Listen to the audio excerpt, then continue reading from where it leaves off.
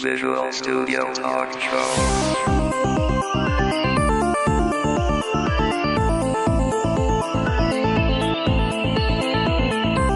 Visual Studio Talk Show est une présentation du groupe d'usagers Visual Studio de Montréal et de .NET Expertise. Visual Studio Talk Show. Bienvenue à une nouvelle émission du Visual Studio Talk Show. Le podcast où on discute de construction de logiciels avec la plateforme .NET. Mon nom est Mario Cardinal. Avec moi, Guy Barrette. Hey, salut Mario, ça va bien? Oui, ça va très bien, Guy. De retour d'Europe. Eh oui, de retour d'Europe. J'ai passé une belle semaine à Amsterdam, aux Pays-Bas. En plus, t'étais avec ta femme. Oui. Oui. Ouais, c'est une belle semaine. J'ai été suivre une formation sur les nouveautés de Visual Studio 2008. Comme si toi, t'avais besoin d'une formation sur les nouveautés. Là, les auditeurs vont se dire, ah ben regarde, Guy a besoin, il connaît pas. Non. En fait, ça. non, c'est pas vraiment ça. En fait, c'est un train the trainer. C'est une formation pour former les formateurs. Puis cette formation-là va être redonnée au Canada. Donc, je sais que je devrais la redonner à Montréal puis à Vancouver. Là, c'est en train d'être discuté là présentement. C'est vrai, tu me fais penser, on le dit pas souvent, mais une de tes sources de revenus, Guy, c'est de donner de la formation, entre autres chez Technologia. On va en profiter faire un peu de publicité. Et la plug. Puis aussi de la formation pour Microsoft Canada à l'occasion.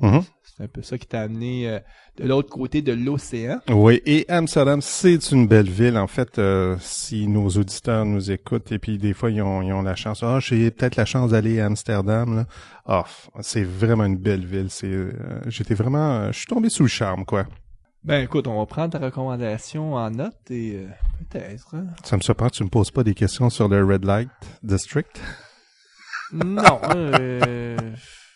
regarde. Passons. C'est ça. Notre invité aujourd'hui, Simon Laroche. Salut Simon. Bonjour. Ça va bien? Oui, ça va. Notre sujet aujourd'hui, c'est les tests unitaires basés sur les interactions. Donc, on va parler des tests unitaires, mais d'un point de vue un peu plus avancé que juste la fameuse introduction classique. Qu'est-ce que les tests unitaires et à quoi ça sert? On a la bonne personne avec toi pour en discuter. Oui, c'est d'un de mes intérêts premiers. Là. En fait, mes intérêts premiers, c'est le test-driven design. Et quand on fait du test-driven design, eh bien, on fait des tests unitaires. Mais d'ailleurs, la formule, Simon, si on commence toujours par présenter un peu le background de notre invité. Donc, toi, tu es architecte chez PCMS Conseil. Ça fait plusieurs années que tu es là. Oui, ça fait 7 ans. En fait, c'est ma première job en informatique. Et, oui, je suis toujours resté, oui. Oh wow, c'est rare ça. C'est des bonnes conditions. D'ailleurs, on a fait l'objet d'un reportage à Radio-Canada où est-ce que on était vu comme une entreprise sans stress. Donc, les conditions de travail sont très bonnes. L'informatique sans stress. Ça a l'air que c'est possible. C'est possible. Ça a l'air, c'est possible, OK.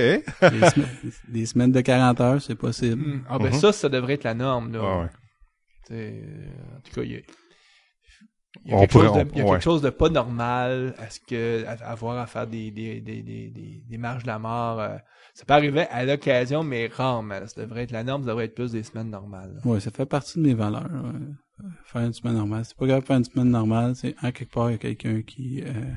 disons que si en quelque part on peut pas... on fait pas des semaines normales, il y a...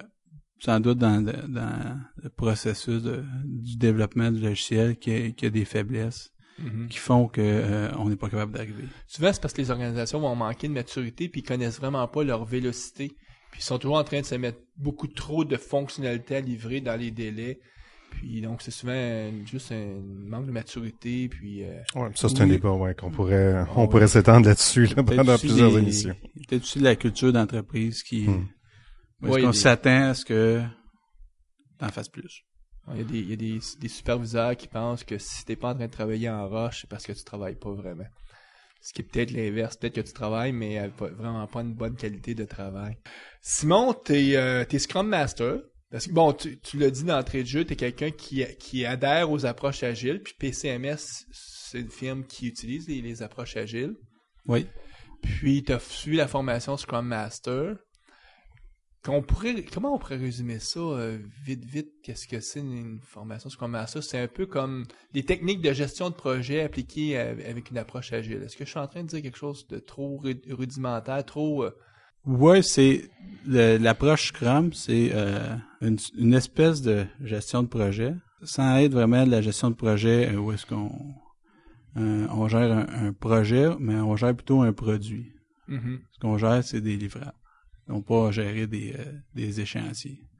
Souvent, le fameux Scrum Master, lui, son rôle, c'est pas d'être le gestionnaire de projet, c'est pas d'être le développeur, c'est plus comme un facilitateur dans l'équipe pour faire en sorte que la valeur que le projet devrait la valeur à produire soit vraiment produite. Ah oui, c'est ça. Le terme, c'est facilitateur. Donc, il va aider à la communication entre l'équipe de développement et les stakeholders. Donc, ceux qui ont un intérêt à ce que le projet réussisse, un intérêt financier la plupart du temps. Mm-hmm. Donc, c'est qui va faciliter la communication. Il va aussi être le gardien des pratiques à mettre en place afin je dirais pas de respecter l'approche Scrum, parce que c'est pas vraiment ça, mais la philosophie, en fait, dans ces approches agiles-là, c'est tout le temps s'améliorer. Mm-hmm. Donc, il va aussi voir est-ce que les membres de l'équipe ou même les stakeholders tendent à améliorer la manière dont ils travaillent. Mm-hmm. Puis on pourrait tout résumer ça en disant que ça repose sur un principe de base qui est on devrait toujours chercher à améliorer nos connaissances, puis c'est en ayant des meilleures connaissances qu'on devient en tout cas des gens qui livrent une meilleure qualité ultimement. Je sais pas si, en tout cas, ça vaut ce que ça vaut comme résumé, mais c'est un sujet assez vaste, Scrum, on pourrait facilement... Oui, revenons à notre sujet. Écoute, Simon, nous, on fait la pause, puis on revient justement pour parler de tests unitaires puis de bonnes pratiques de développement de logiciels. Assistez aux rencontres bimensuelles du groupe d'usagers Visual Studio de Montréal afin de parfaire vos connaissances des technologies.net et aussi afin de faire du réseautage. Pour l'agenda des rencontres, veuillez consulter le www.guvsm.net. .NET Expertise est un réseau de consultants indépendants et experts dans les technologies .NET de Microsoft. N'hésitez pas à contacter un de nos consultants experts en visitant le www.net-expertise.com. Retrouvez les liens exacts sur le site de visualstudiotalkshow.com. Simon, pourquoi les interactions, quand on fait des tests unitaires, c'est quelque chose qui est important? Ou en d'autres mots, c'est quoi le problème qui fait en sorte que tu as voulu nous parler des tests unitaires basés sur ces interactions? Ben, c'est en partie d'expérience personnelle, en fait, quand j'ai commencé à faire des tests unitaires sur la plateforme .NET, donc c'est avec NUnit 2.0 dans le temps. L'approche qui était montrée, faite dans la plupart de la documentation ou des livres, c'est une approche de test qui est basée sur validation de l'état des objets. Et cette approche-là a une limite qu'on atteint assez rapidement. Donc c'est un peu comme une approche où est-ce qu'on prend la méthode comme un peu une boîte noire, puis on teste juste ses interfaces, c'est-à-dire le contrat de la méthode, c'est-à-dire les paramètres qu'on peut passer à la méthode. Donc, on vérifie les données en sortie. C'est ça, ça s'approche beaucoup aussi à la méthode scientifique, si on veut, où est-ce que on définit un état initial à notre système, on fait faire quelque chose au système, on prend une mesure, prendre la mesure, c'est vérifier l'état. Mm-hmm. Donc, ça, c'est le test de boîte noire ou l'approche scientifique. T'es pas en train de dire qu'il faut pas faire ça. Ça fait partie comme d'un jeu de test qu'on devrait toujours faire, mais assez rapidement, on couvre on couvre pas la totalité. Assez rapidement, on découvre qu'on couvre pas la totalité des chemins possibles que le logiciel peut se prendre. C'est aussi qu'assez rapidement, on se rend compte qu'on n'est plus capable d'écrire des tests basés sur l'état. Pourquoi? Parce que notre code, il y a des dépendances.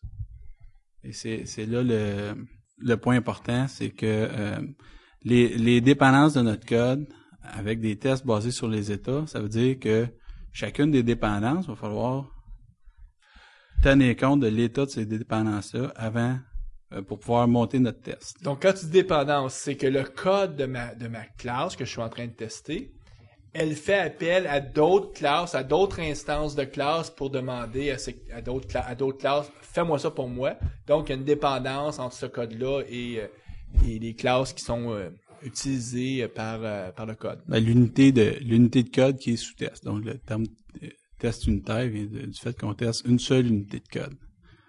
Donc, quand il y a des dépendances, ou est-ce que quand on doit mettre en place l'état de nos dépendances, mais on n'est plus en train de faire un test unitaire. On s'entend que on va toujours avoir une dépendance, notre code unitaire va toujours avoir une dépendance minimalement sur le framework, que ça soit juste dire fais-moi une nouvelle chaîne de caractères, il se revient de bord puis il demande à un framework, ok, instancie-moi une chaîne de caractères. Oui. Ça, c'est tellement minimaliste qu'on les voit plus. Toi, quand tu parles de dépendance, c'est sur d'autres classes métiers, par exemple, que tu serais créé dans d'autres domaines d'affaires. Oui, c'est ça. C'est des dépendances à l'intérieur de notre système. C'est évident que une dépendance sur le framework, on pourra jamais l'enlever. C'est notre base. Ouais, c'est on notre assume, base. on assume que ça va marcher. Que ça marche bien, cette partie-là. Mais il y a aussi que le .NET Framework, dans un environnement de test, on n'a rien à faire de spécial pour qu'il fonctionne bien. Par opposition, par exemple, à d'autres librairies qui viennent du .NET Framework, par exemple ADO.NET, parce que ça nous prend une base de données pour que ça marche. Ou système de fichiers. D'ailleurs, c'est un des premiers endroits souvent où le monde se rend compte que des tests unitaires en mode boîte noire, où on fait juste vérifier l'état, quand on commence à tester avec une base de données, là, rapidement, on se dit « Oh, c'est compliqué cette affaire-là, faut que je me mette en place une base de données en arrière, mes jeux de données. » C'est un des premiers endroits où les gens commencent à souffrir. Puis, ce que tu dis, c'est qu'il y a une autre souffrance, c'est quand on va commencer à vouloir faire interagir le comportement de 2, 3, 4, 5 objets d'affaires entre eux, parce que ton test unitaire, c'est ce qu'il fait. Comment tu vas réussir à faire ça dans ton test unitaire, puis sans te tirer les cheveux? Oui, c'est ça. Il y a un autre aspect, je pense que dont on parle pas souvent quand on vient pour faire ces tests unitaires-là avec nos dépendances externes, c'est la performance. Un test unitaire doit être performant. S'il n'est pas performant, les développeurs les exécuteront pas. Si ça prend au-dessus d'une seconde par test, si on a un jeu de test qui a 2000 tests, ça fait 2000 secondes. Donc, tu ne les rouleras pas toutes les fois que tu fais un changement dans ton code. C'est ça. Oui, parce qu'on teste toutes les branches finalement dans notre code. Donc, si on a une fonction, si on a une fonction puis on a plusieurs branches dans notre code, faut tester chacune de ces branches. Donc, c'est un test unitaire pour chacune de ces branches. Et là, quand tu dis ça peut être pas performant, c'est parce que j'utilise de vrais objets puis lui, il y a d'autres dépendances sur des ressources comme une BD, par exemple, ou... Oui, c'est ça. C'est une notion de performance, ça va être parce qu'on communique, on va out of process. Donc, on va avoir une base de données, un système de fichiers, ressources réseau. Il se revient de bord, puis il s'en va sur Internet demander un service web, une information, mettons, sur la température. Donc, cet objet d'affaires-là qui fait ça, lui, il est lourd à instancier. Oui, puis ça fait aussi des tests fragiles, parce que la ressource réseau est peut-être pas là. L'approche classique que les gens vont dire dans l'industrie, c'est prends pas le vrai objet, prends quelque chose qui ressemble au vrai objet, un mock, puis remplace ton code, remplace cet objet-là par un mock. J'imagine que t'as essayé ce chemin-là ou cette façon de faire-là. Oui, et c'est l'approche basée sur les interactions. C'est celle-là, c'est d'utiliser les objets mock, les frameworks de mock, pour faire semblant que nos dépendances sont là. Et de programmer, en fait, nos dépendances à l'aide des frameworks de mock. OK, donc ça veut dire que quand tu bâtis un test, si je te suis bien, là, ça voudrait dire, mettons, je bâtis un test, faut que j'aille dans ma tête le scénario de faut que tu sois capable d'aller voir à l'intérieur de ton code, dire que tu vas passer par ce chemin-là. Je vais voir instancier cet objet-là, mais je veux pas instancier le vrai. Donc là, tu vas dans ton setup de test, tu vas commencer par donner l'instruction. Je veux pas que tu prennes ce vrai objet-là, prends tel mock. Il faut quasiment que tu dises au mock, voici les valeurs de retour que tu devras retourner si je t'appelle avec telle méthode puis tel paramètre. C'est exactement ça. Le mock, les objets de mock sont sont basés sur des proxys dynamiques. Donc, proxy dynamique va implémenter soit une interface, soit une classe abstraite, soit une classe concrète avec des méthodes virtuelles. Donc, ce qu'il va faire, c'est en fait, il va hériter d'une classe abstraite pour remplacer le code de la classe de base ou de l'interface par son propre code. Et il va ajouter aussi du code d'instrumentation pour vérifier si vraiment les appels sont faits. Okay, on va revenir un peu plus tard sur toutes les techniques pour justement être capable de faire ça, cette magie-là, mais on peut dire qu'une façon magique, là, on va trouver une façon pour quand on appelle l'objet ABC, que notre code qui est sous test pense qu'il travaille avec un objet ABC, mais en réalité, il va travailler avec un objet ABC mock. Qui, lui, on a prédéfini, par exemple, que si je passe le paramètre, mettons qu'il y a une méthode qui s'appelle additionner, puis si je passe les valeurs 1 plus 1, il retourne la valeur 2, parce que le mock, c'est ce qu'il sait faire, puis il est tellement un peu stupide, le mock, que si je passe la valeur 1 puis 3, il va vraiment me retourner avec un erreur en disant, je sais pas quoi faire avec 1 puis 3, tu m'as pas donné ces directives-là, moi, je sais juste quoi faire avec 1 puis 1. Puis je sais que je retourne 2. Parce que c'est ça que tu vas initialiser dans ton setup de test, tes valeurs attendues pour le mock. Oui. OK, donc ça veut dire que bâtir un test, ça devient assez ardu parce qu'il faut que tu penses à toutes les interactions. D'où pourquoi le terme interaction, si je comprends bien. C'est exactement ça. On pense à ce qui va se produire à l'intérieur de notre unité qui est sous test.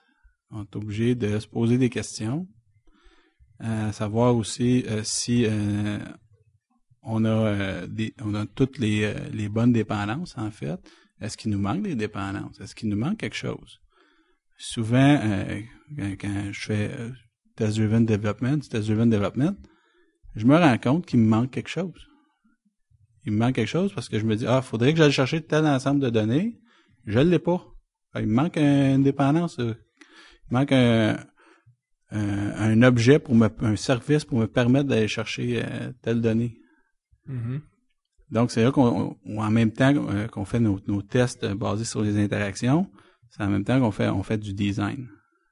Donc, d'où le test-driven design. Okay. Donc, cette approche-là, elle est très payante si tu as la bonne pratique de bâtir tes tests en premier, pas bâtir les tests une fois que tu as fait ton code.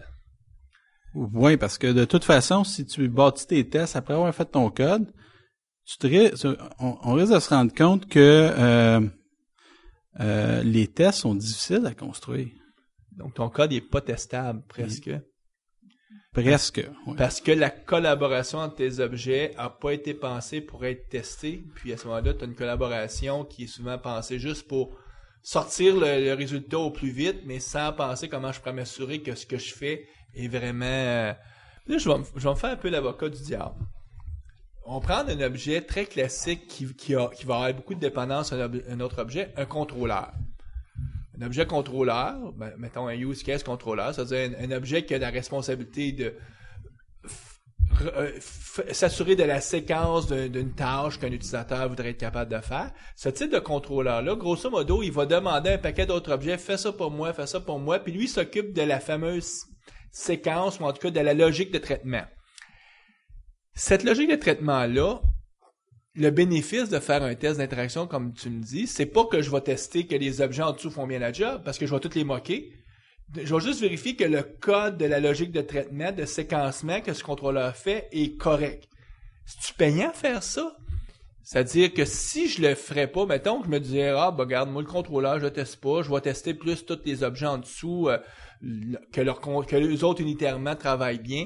Ça serait quoi le risque que je prends de pas me payer le luxe de tester mon contrôleur? Je me suis posé la question parce que je travaille avec un framework de Model View Controller. Donc, on utilise beaucoup de contrôleurs et puis c'est sur le contrôleur qu'on a le moins de tests aussi. Mm-hmm. Donc, où est-ce que notre couverture de code est... Parce que c'est là que c'est plutôt dur, ça faible. coûte cher faire des tests sur ces Ben, contrôleurs-là. Surtout que sur les contrôleurs, ce qui se passe, c'est que le contrôleur, il n'y a pas d'output, lui. Il écrit, il appelle des ressources. Donc, il fait faire un calcul par un service et redirige vers une page web, une page de rendu, donc la vue. Donc, c'est la seule affaire qu'il fait. Donc, c'est là qu'on se dit, est-ce que ça a beaucoup de valeur d'aller vers les tests d'interaction là-dedans? Là, je suis pas certain. On le fait.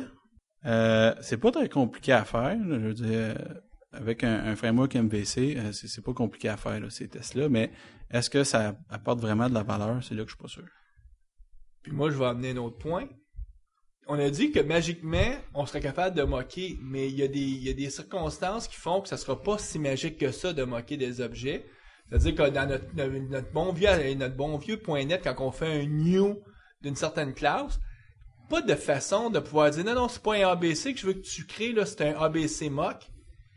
Donc là, il va falloir commencer à utiliser un framework en dessous où est-ce qu'on va pouvoir avec des patterns classiques, dire je remplace, donc tu parlais tout à l'heure de proxy, donc un des patterns ou un des frameworks les plus classiques pour ça, c'est d'utiliser un patron d'injection d'objets, donc ou d'injection de dépendance. Ces frameworks-là, pour le programmeur 101, ou en tout cas le programmeur qui est jeune, qui n'a pas d'expérience, là, ils regardent ça et ils font comme oh, qu'est-ce que vous faites là? Donc, on rajoute beaucoup de complexité à notre code pour avoir le bénéfice de tester nos fameuses interactions. Ben, il y a deux niveaux à ce que tu parles, là. Il y a l'injection de dépendance ce patron-là est extrêmement simple à mettre en place. Mm-hmm. Et l'injection de dépendance, qu'est-ce qu'on fait? Les dépendances, en fait, dans nos services, dans nos unités sous test, en général, il n'y a aucun new. Donc, new, il n'y en a pas. Toutes vos classes d'affaires, il ne ferait jamais un new dessus. Vous allez plutôt demander à une fabrique-moi cet objet d'affaires-là. Ah, plus simple que ça. En général, c'est l'objet, la dépendance va être passée comme paramètre dans un constructeur. OK. Donc, vous allez demander finalement au framework, je veux tel objet, puis le framework va vous retourner une instance de cet objet-là. Ben, quand on fait nos tests unitaires, non, c'est dans notre test qu'on le met dans le constructeur de notre objet sous test, qui va être, en fait, ce qu'on va passer en paramètre dans le constructeur, ça va être notre mock en général. OK. Donc, pour le programmeur qui développe, ça devient quasiment automatique. Quand il y a une dépendance dans son objet de sous-test, il va le mettre comme paramètre dans son constructeur, ou encore, ça peut être un paramètre de la méthode qui est sous-test. OK. Donc, un cas classique, c'est la dépendance sur l'horloge du système. Donc, le datetime.now. Mm-hmm. Mhm. Il faut, quand on fait des tests unitaires, ça devient très difficile de dire c'est quand maintenant. Ah non? OK? Donc, le truc classique, c'est de passer la date en paramètre. À la fin, en fait, ce qu'on va avoir, c'est qu'on va avoir un service qui va fournir la date. Et puis, dans nos tests, le service va tout le temps retourner à la même date. Mm-hmm.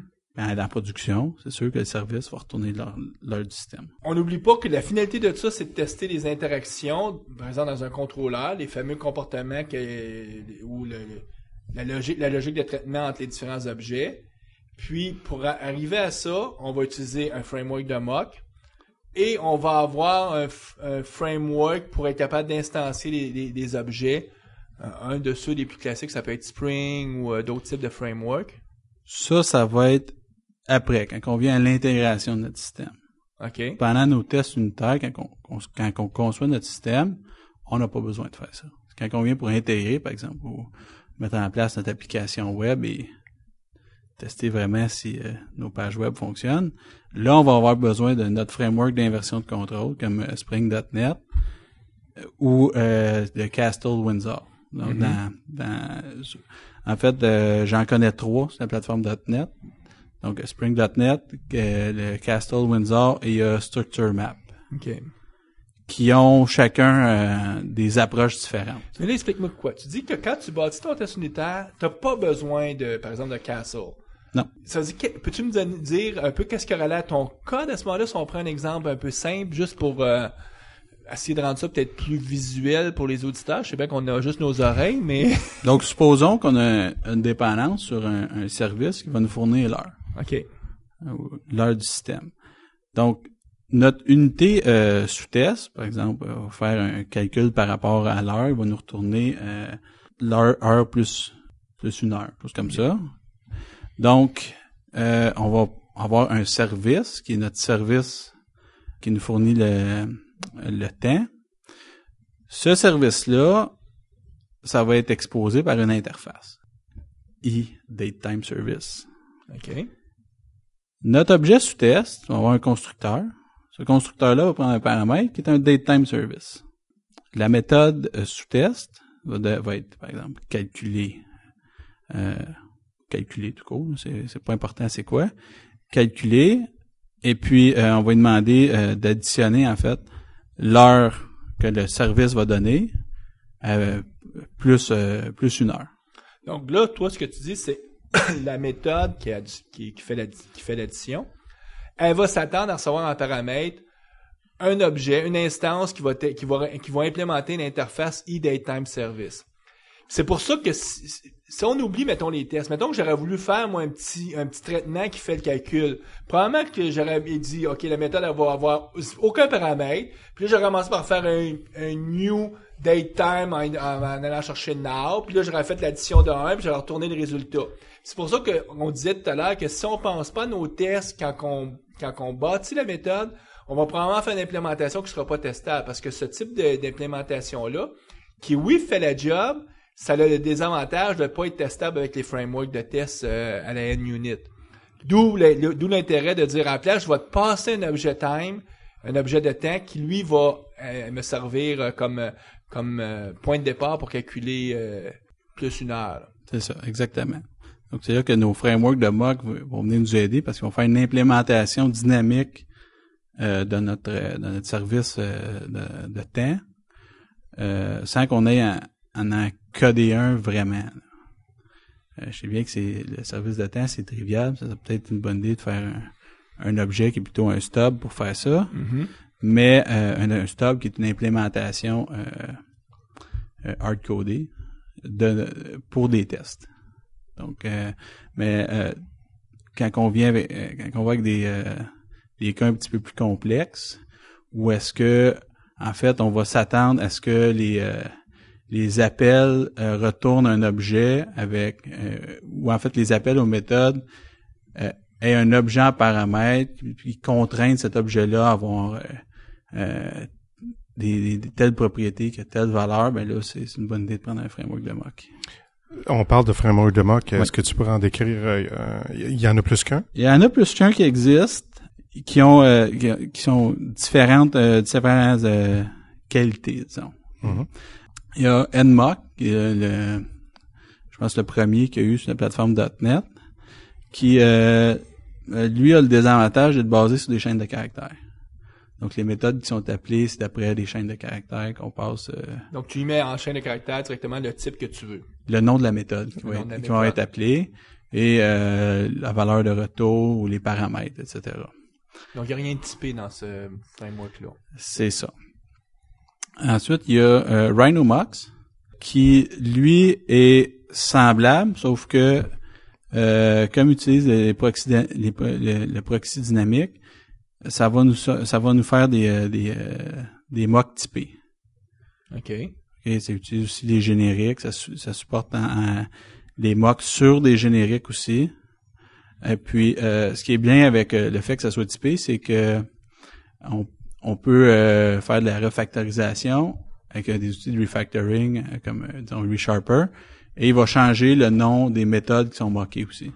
Mais est-ce que un framework comme RhinoMox va te forcer à travailler toujours avec des interfaces ou tu peux travailler directement avec des classes qui sont pas des classes abstraites à ce moment-là, mais vraiment des classes très concrètes qui ont pas d'interface?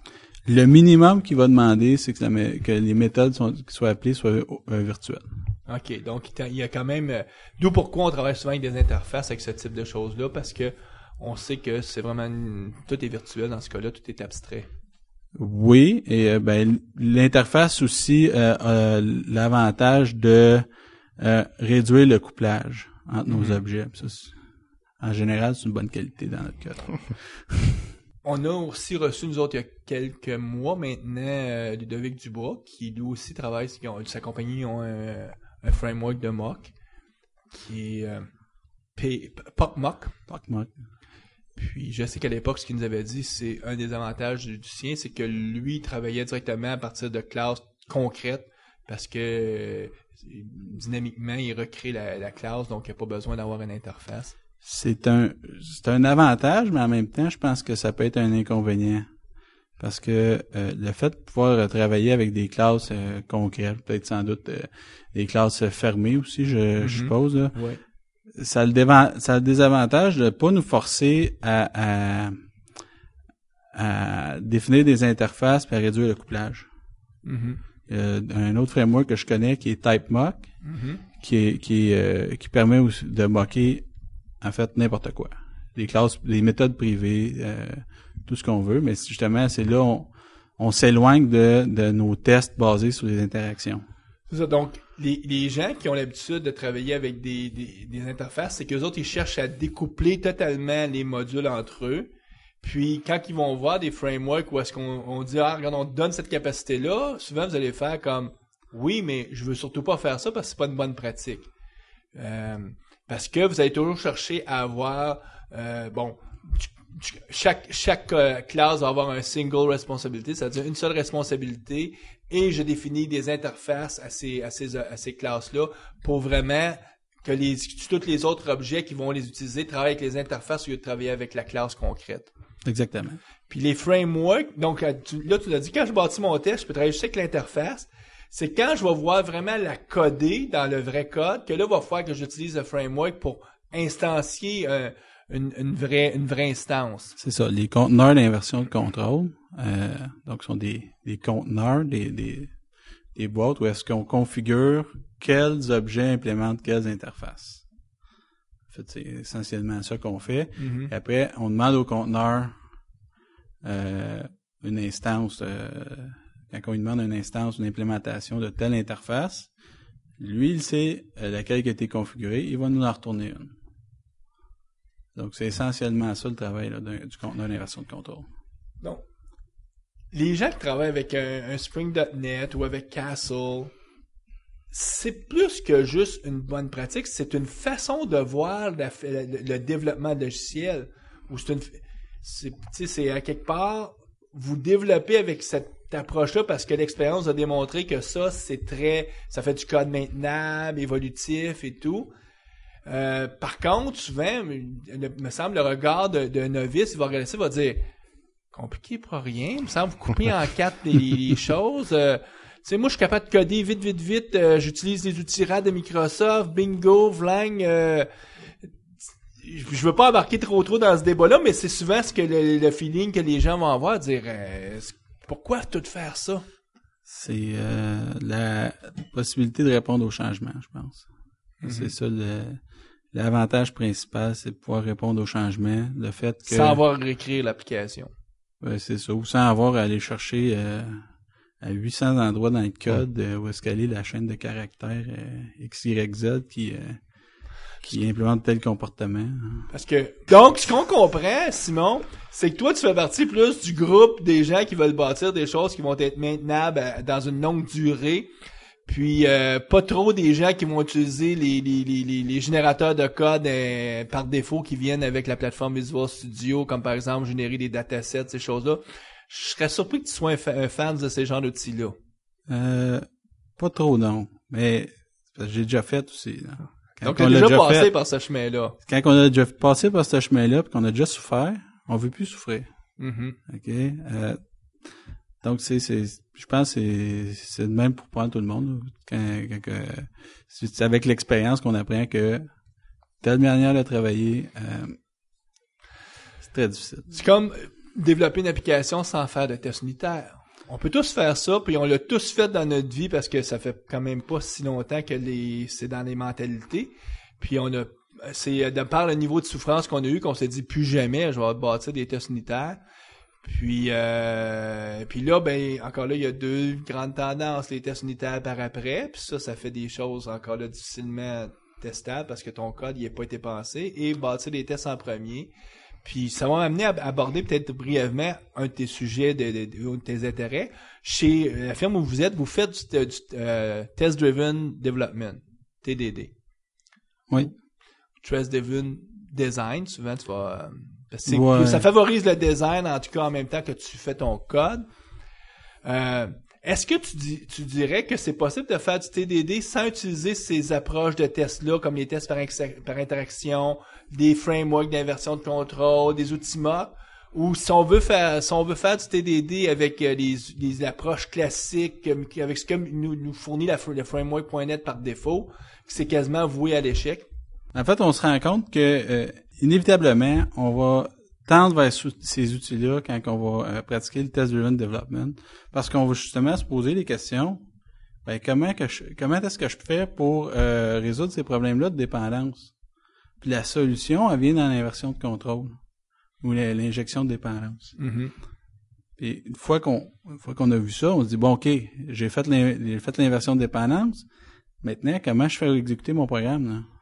Ben, ça me prend mon conteneur d'inversion de contrôle. Mm-hmm.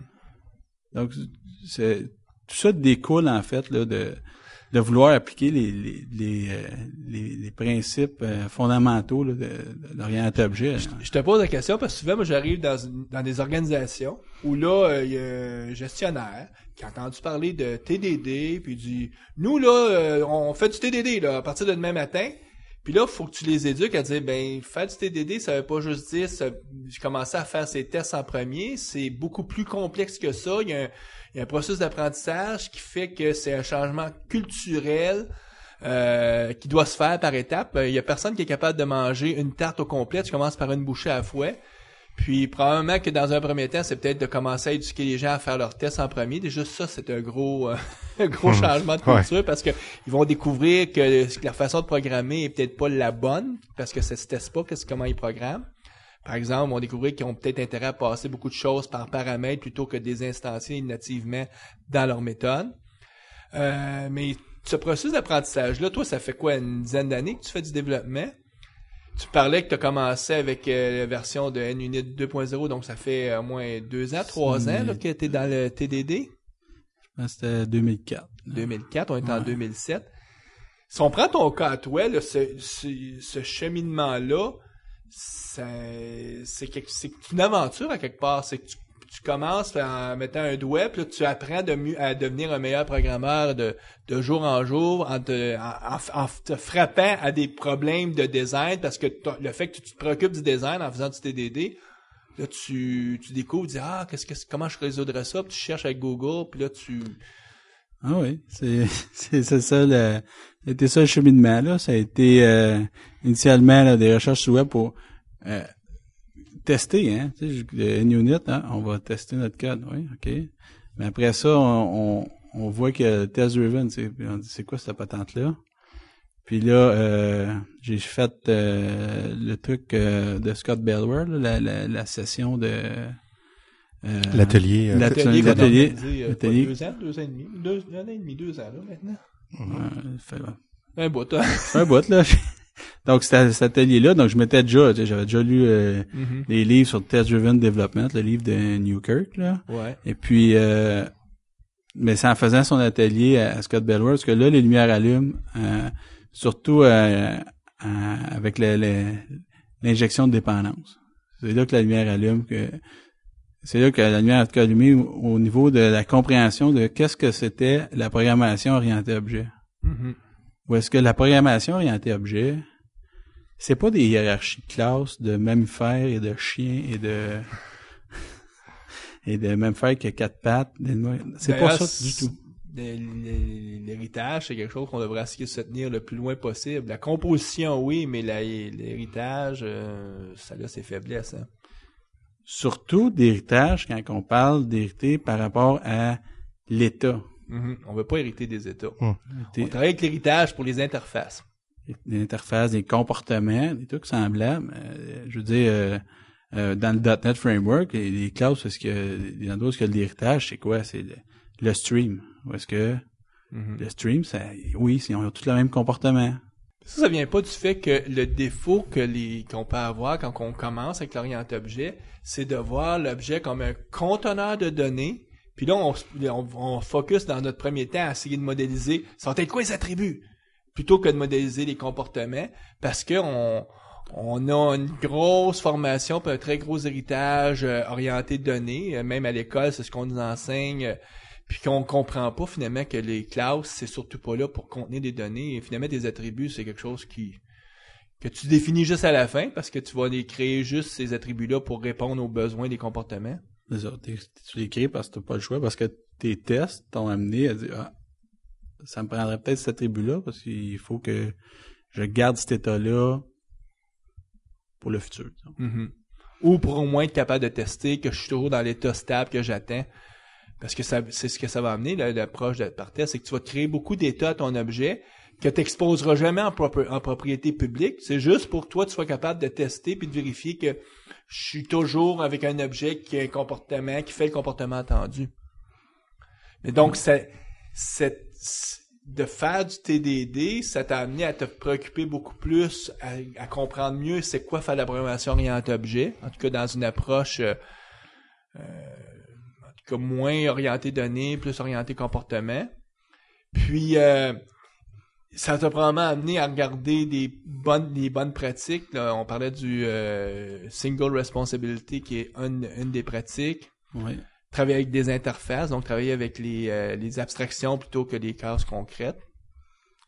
Oui. Le principe d'autres trucs comme le principe de substitution de l'ISCOP qui vient naturellement avec le travail avec des interfaces. Donc, et le travail avec des objets morts. On ne sait pas c'est quoi vraiment notre implémentation. Mm-hmm.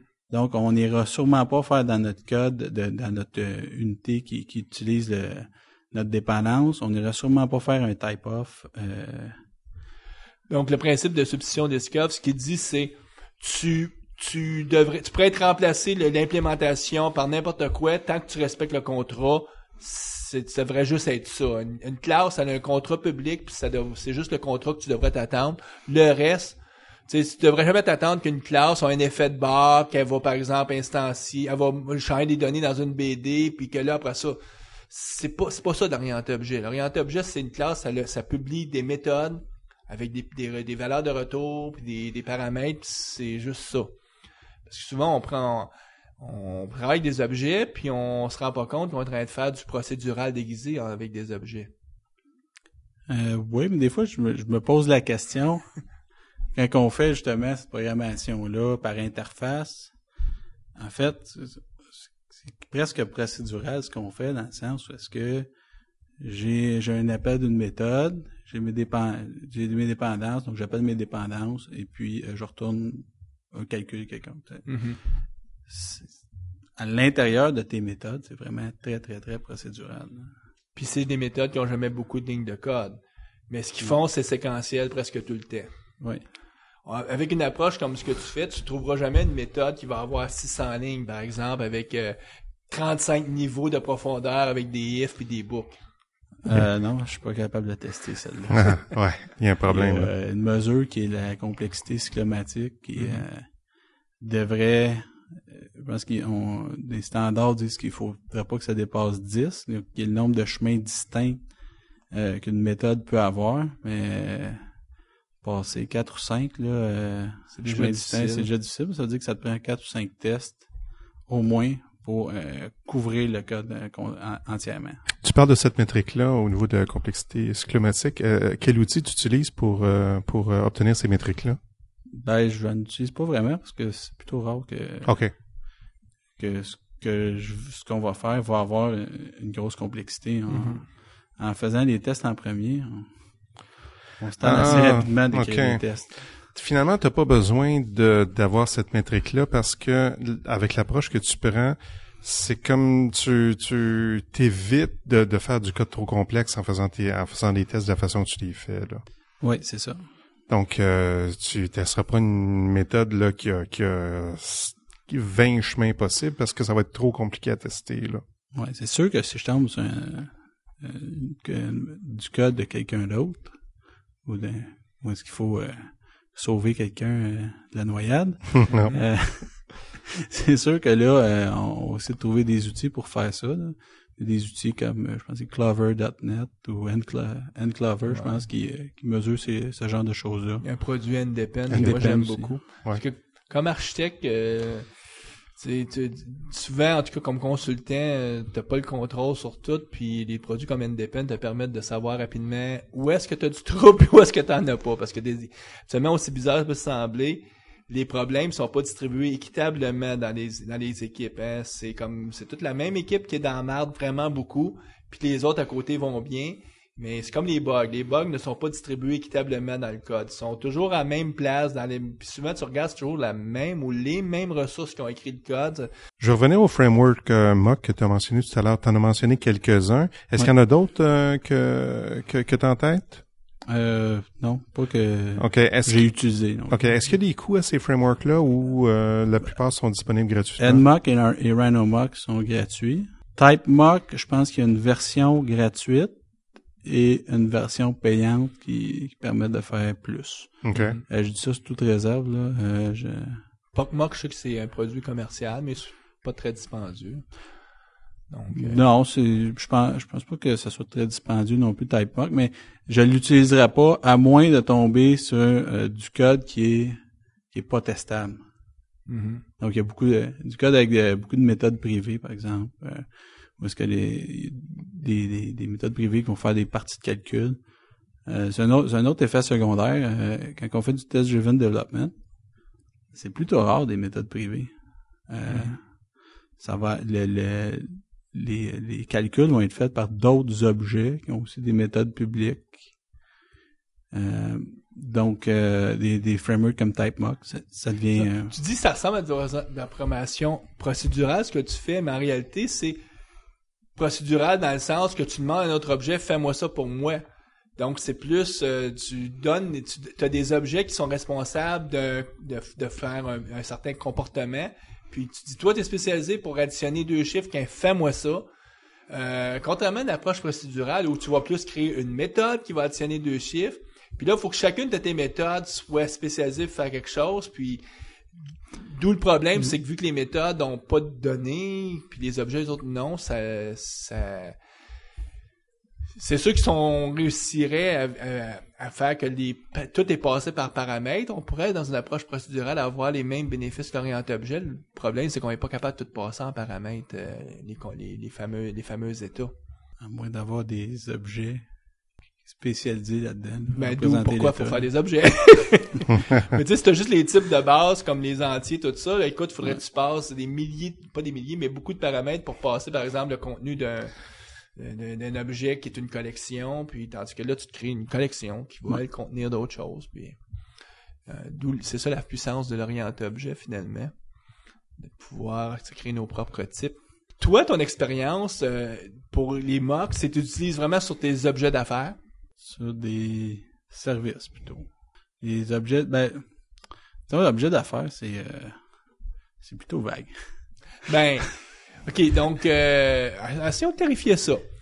Quand tu dis service, c'est que moi, je voulais faire la distinction entre ce qui est du domaine du métier. Mettons, tu travailles dans le domaine pharmaceutique, tu vas avoir de la logique d'affaires associée à ce que tu fais dans le domaine pharmaceutique, qui sera pas, tu l'auras pas utilisé pour les services classiques, techniques, comme par exemple, je dois faire des accès aux données, je dois implémenter de la sécurité.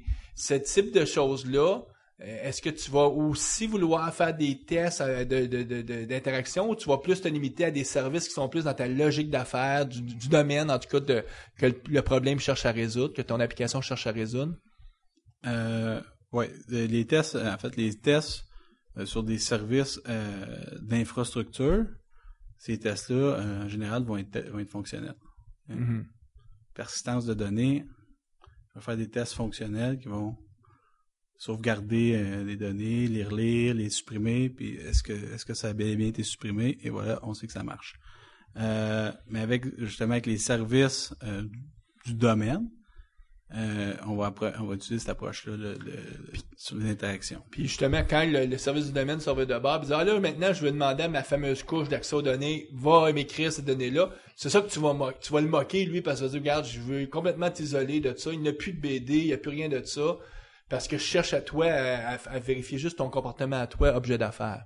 Oui. Aussi, quand on utilise des frameworks comme NHibernate, on n'a même pas besoin de demander d'updater les données. Donc là, t'embarques dans un autre domaine, mais c'est que ta fameuse couche d'accès aux données, tu as plusieurs stratégies, mais une des stratégies, ce serait de dire, ben, regarde, je me prends un Object Relational Mapper qui, lui, va mapper directement mon objet à son support de persistance qui va être détable, par exemple, dans un modèle relationnel. C'est ça, mais quand on développe nos services au niveau de notre domaine, ben, on n'a même pas besoin de se soucier de ça. On fait seulement se soucier de faire nos calculs, en fait. C'est la même chose pour ce qui est des entités au niveau de notre domaine et de nos objets valeurs. Mais là, on embarque dans ce qui s'appelle dans ce qui est le Domain Driven Design, qui est en fait les morceaux de base pour construire nos applications. Puis pour ceux qui sont dans la région montréalaise, en novembre, tu vas présenter au groupe utilisateur Visual Studio là-dessus. Oui. Ça va être intéressant, donc... j'espère. En terminant, est-ce que tu aurais, de toute ta recherche, est-ce que tu as identifié des sites web, des livres, des choses que tu peux recommander aux auditeurs? Ben, au niveau de sites web, où est-ce qu'il y a une grosse partie de la communauté agile .NET blog, ça va être sur le site Code Better. Mm-hmm. Donc, on a des gens comme Scott Bellware ou Jeremy Miller qui étaient des présentateurs à DevTeach, où est-ce qu'ils écrivent leur blog. Et il y a aussi le blog de IND. Donc, il y a la personne qui a créé Rhinomox. On va mettre tous les liens sur la page. Qui est la personne qui a créé Rhinomox, qui était très impliquée dans le projet Castle et dans NHibernate. Et qui est un blogueur faramineux qui écrit... Nous, on va faire la pause, Guy, puis on va revenir avec les actualités.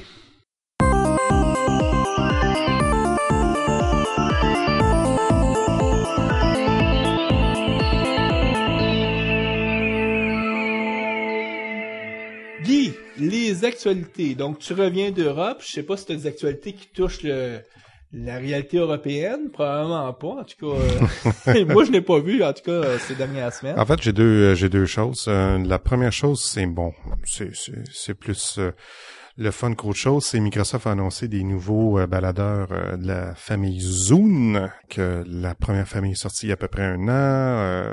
Je sais pas si t'en as un, toi? Moi, je n'ai un. T'en as un, J'ai ok. donné à mon gars. Tu l'as donné à ton gars, ok. Finalement, j'aimais mieux prendre mon autre baladeur qui est avec...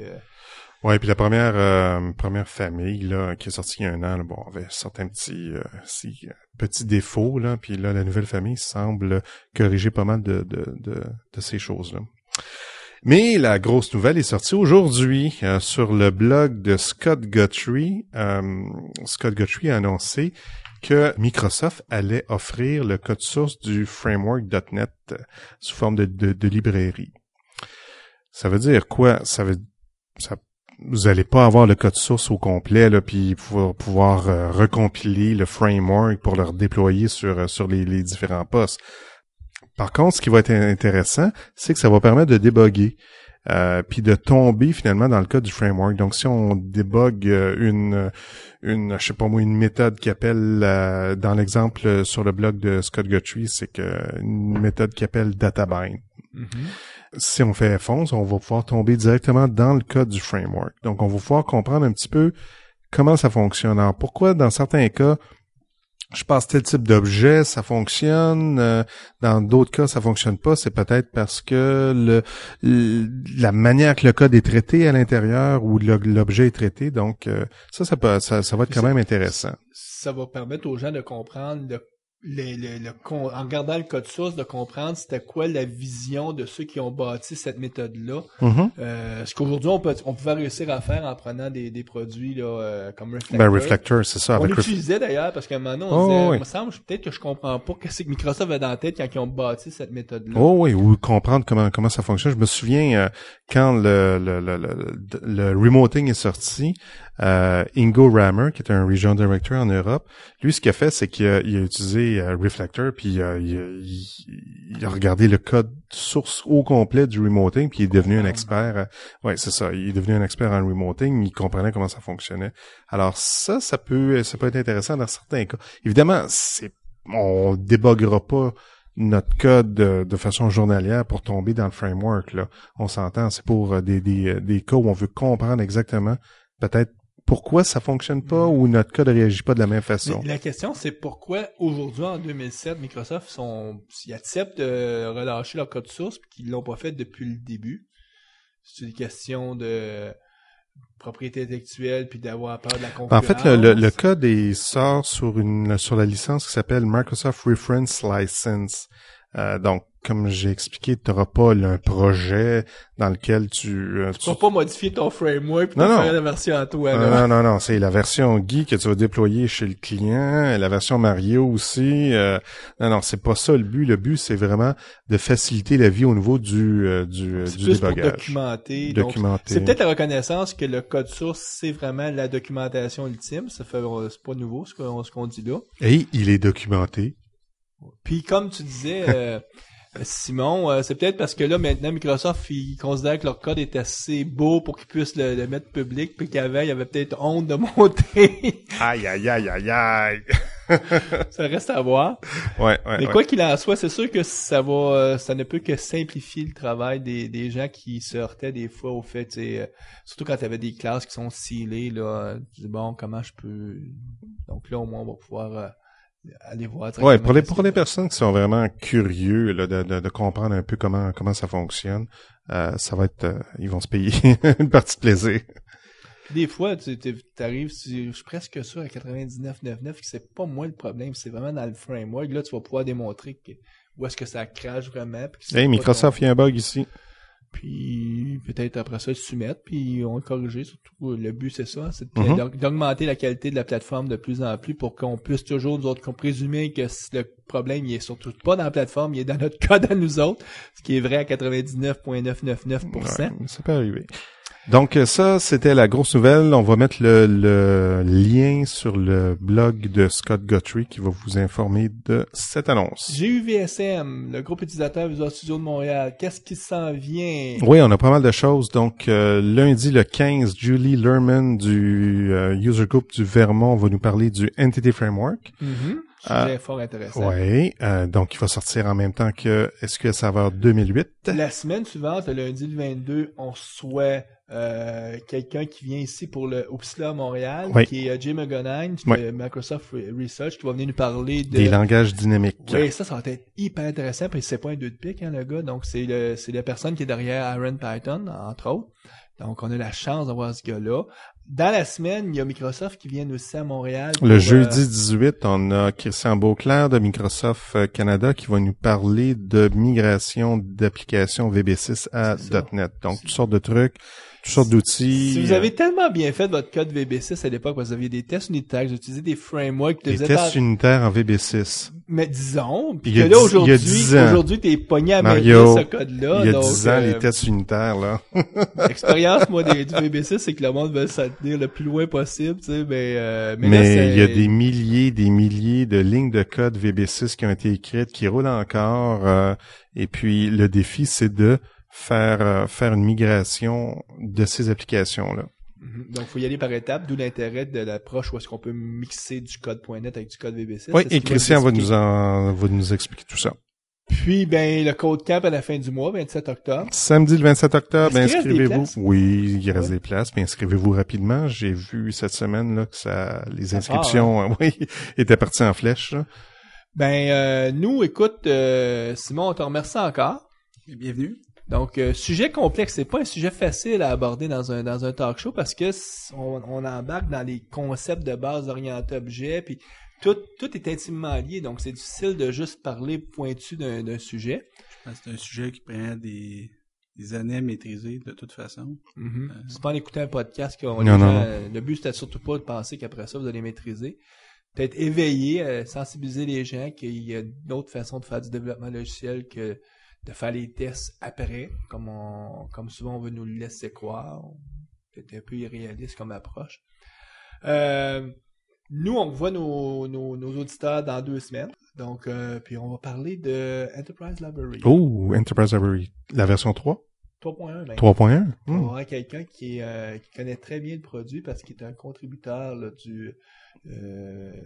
Et son nom est? C'est François Tanguay. François Tanguay. Donc, un autre architecte de Montréal qui lui aussi utilise des techniques que Simon nous parlait, donc de faire des tests. Donc, en tout cas, on devra se retrouver en terrain connu pour des bonnes pratiques de développement. Sur ce, on va vous souhaiter de la bonne programmation. On va vous revoir dans 2 semaines. Au revoir.